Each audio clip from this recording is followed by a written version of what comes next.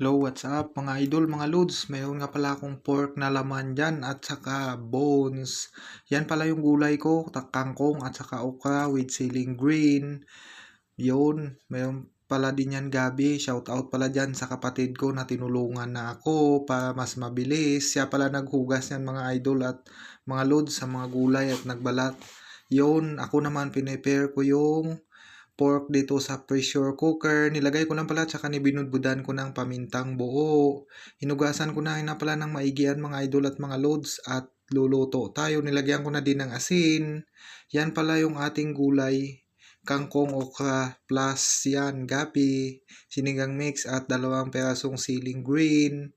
Sinigang pork pala ang menu natin for today's video yan. After 10 minutes mga kasisi, ayan na siya. Malambot na, tsaka nilagay na rin natin yung gabi for today's video. Samahan nyo ako magluto tayo mga idol at mga yun, ito na nga pala yung ating gulay. Hugas na ba yung mga idol, mga loads? Mamaya na natin yan ilagay pag okay na yung ating sinigang. Yun, sinunod ko na ngayon pala yung okra and kangkong. Sinigang recipe pala na pork ang ating ulam for today's video. Yun, nilagyan ko na din ng pampalasa. Magic sarap pala ang nilagay ko dyan mga idol, mga loads at konting asin. Yan, mabalik nga pala tayo sa niluluto ko. Pinakulo ko lang pala yan saglit mga idol at mga loads. At mamaya nilagay ko na yung siling green.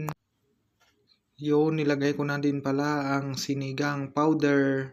Kunti lang pala nilagay natin mga idol at mga loads.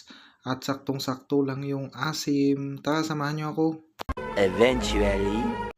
Yun, plating time tayo mga kasisi, kain tayo. Yan yung ulam namin na niluto ko, sinigang na pork. Siyempre, may extra menu tayo dyan, dinuguan. Hanggang dito na lang. Thank you for watching. Bye-bye.